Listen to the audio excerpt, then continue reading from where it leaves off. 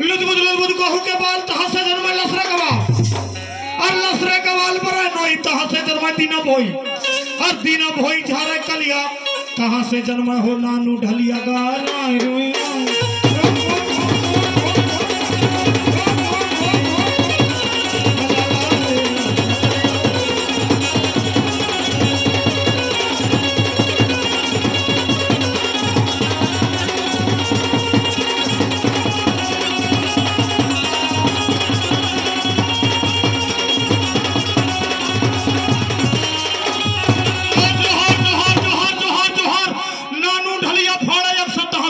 धूमापन का और धूमापन का जोड़ा कथार तहा से जन्म बीरन कुम्हार और बीरन कुम्हार बनावे मंदार हो राय रोईंगा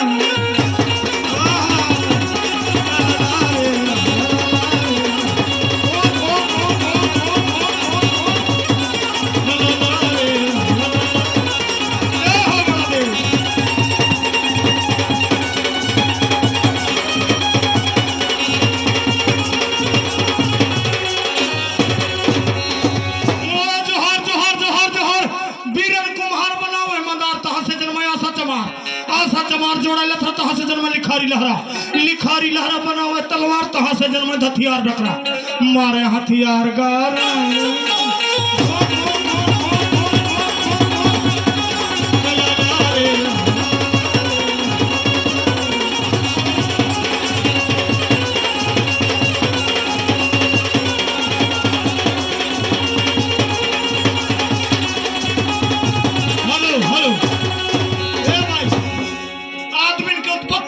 सही बात है भैया, कैसे उत्पत्ति होती है? ज्यादा पेज में बड़े कथा हो गए अगारू अगर कैसे उत्पत्ति होती समझा के बतावे। चार धर बताई जाते के सामने हां आदमी की उत्पत्ति है कैसे अंधाई की उत्पत्ति है रही से ओ जोहार जोहार जोहार जोहार जोहार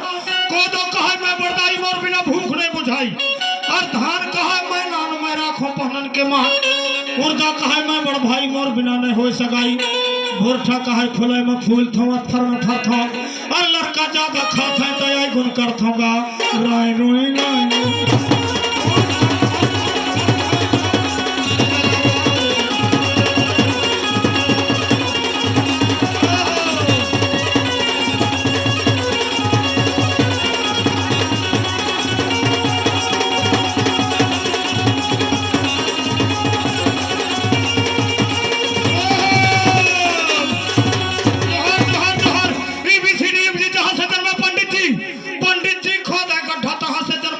गांधी बुढ़ा और महात्मा गांधी बुढ़ा लगा हुआ दोस्त तहां से जन्म सुभाष चंद्र बोस